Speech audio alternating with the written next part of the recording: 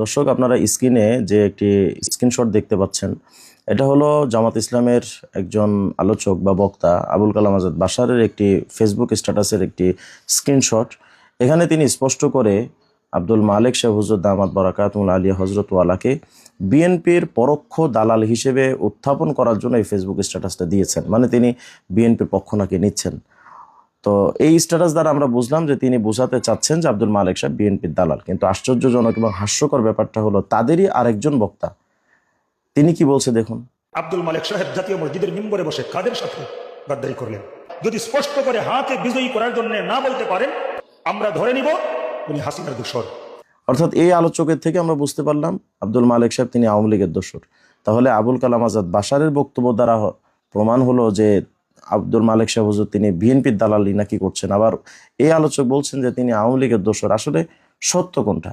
যদি একজন সত্যবাদী হয় তাহলে তাদের আরেকজন মিথ্যাবাদী।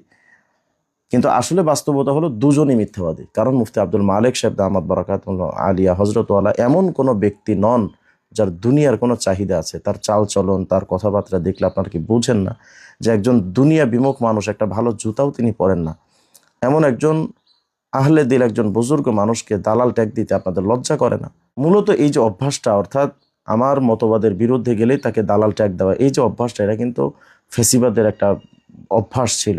যখনই কোনো আলেমের কোনো বক্তব্য পছন্দ হতো না, সাথে সাথে তাকে বলা হতো হয়তো উগ্রবাদী, নইলে বলা হতো তার ব্যাপারে তিনি জঙ্গি, অথবা বলা হতো রাজাকার। মানে এই যে ট্যাগ দেওয়া অভ্যাসটা, এটা তো পতিত স্বৈরাচার সরকারের একটা অভ্যাস ছিল।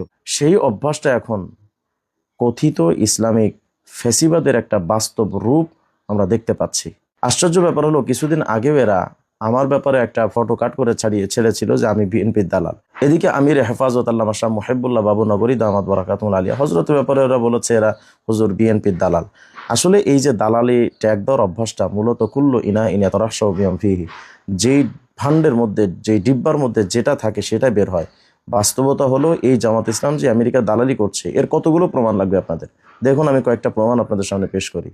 আমেরিকা অলরেডি চাচ্ছে যে এই দেশের রাষ্ট্রীয় ক্ষমতায় জামাত ইসলামী বাংলাদেশ আসুক। জামায়াতের আমিরের সঙ্গে তার বাসায় বৈঠক করেছেন মার্কিন রাষ্ট্রদূত। জামায়াতের সাথে বন্ধুত্ব করতে চাইছে যুক্তরাষ্ট্র। তো আমেরিকান এমবাসিতে আমি গেলাম, বললো যে তোমরা তো মৌলবাদীদের সাথে আসো, এটা কেমন কথা? আমি বলছি এটা কোনো অসুবিধা নেই, তাদের ভিতরে যে কিছুটা এক্সট্রিমিজম আছে আমরা ওদেরকে ওখান থেকে দূরে আনতেছি।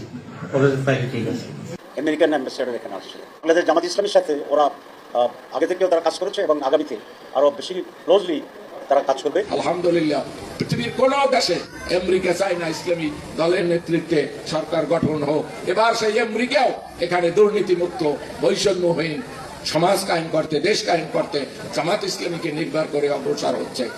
এই বক্তব্য দ্বারা আপনারা কি বুঝলেন? যারা সরাসরি আমেরিকার এজেন্ট হিসেবে কাজ করছে এবং তারা স্পষ্ট করে জাতির সামনে এটা বলেও দিচ্ছে, তারা এবার আমাদেরকে বিএনপি বা আওয়ামী লীগের দালাল ট্যাগ দেয়। কিন্তু বাস্তবতা হলো তারা এই যে আমাদেরকে বিভিন্ন দিকে ট্যাগ দিচ্ছে, জাতি আসলে এগুলো এখন আর খায় না। মুফতি আব্দুল মালেক সাহেব হুজুরকে বিএনপির দালাল বানিয়ে ফেলছে, আমাদেরকে সবাইকে বিএনপির দালাল বানিয়ে ফেলছে। মানে জামাতের বিরুদ্ধে যেই কথা বলবে সে এখন দালাল হয়ে যাবে। তো আপনারা যে নিজেরা আমেরিকান দালাল, এই ব্যাপার আপনারা স্ক্যান করেন না কেন? নিজেরা আমেরিকার এজেন্ট হিসেবে কাজ করে আপনারা আবার আমাদেরকে বিএনপির ট্যাগ দেন, আপনাদের লজ্জা লাগে না? বাকি আমি আপনাদেরকে একটি বাস্তবতা বলে রাখি, আতরের ডিব্বা যদি কেউ লাড়া দেয় তাহলে আতরের ডিব্বা থেকে কিন্তু সুঘ্রাণ চতুর্দিকে মুহুর্মুহু ছড়িয়ে পড়ে। ঠিক তেমনইভাবে মুফতি আব্দুল মালেক সাহেব হুজুর দামাত বারাকাতুল আলিয়াকে নিয়ে আপনারা যতই ঘাটবেন ততই তার সুঘ্রাণে মানুষ সুবাসিত হবে, আর আপনারাই আখের নাস্তানাবুদ হয়ে যাবেন। মুফতি আব্দুল মালেক সাহেবকে একটা টোকা দেওয়ার মতো ক্ষমতা আপনাদের হবে না ইনশাআল্লাহ। মনে রাখবেন, সূরা হুজুরাতের 12 নম্বর আয়াতের মধ্যে আল্লাহ সুবহানাহু ওয়া তাআলা বলেছেন, ইয়া আইয়ুহাল্লাযীনা আমানু ইজতানিবু কাসীরাম মিনায-যন ইন্না বা'দায-যন্নি ইসম। সাবধান হে ঈমানওয়ালারা, তোমরা ধারণা প্রসূত বিষয় থেকে তোমরা বিরত থাকো। ধারণা করে কারো উপর ট্যাগ লাগানো, কারো ব্যাপারে ধারণা করে কোনো কথা চাপিয়ে দেওয়া, এগুলো কোনো মুসলিমের কাজ হতে পারে না। ইন্না বা'দায-যন্নি ইসম, কিছু কিছু ধারণা তো সুস্পষ্ট অপরাধ, সুস্পষ্ট গুনাহ। সুতরাং ধারণা প্রসূত এই সমস্ত কথা থেকে আমাদের সকলের ফিরে আসা উচিত। আসসালামু আলাইকুম ওয়া রাহমাতুল্লাহি ওয়া বারাকাতুহু।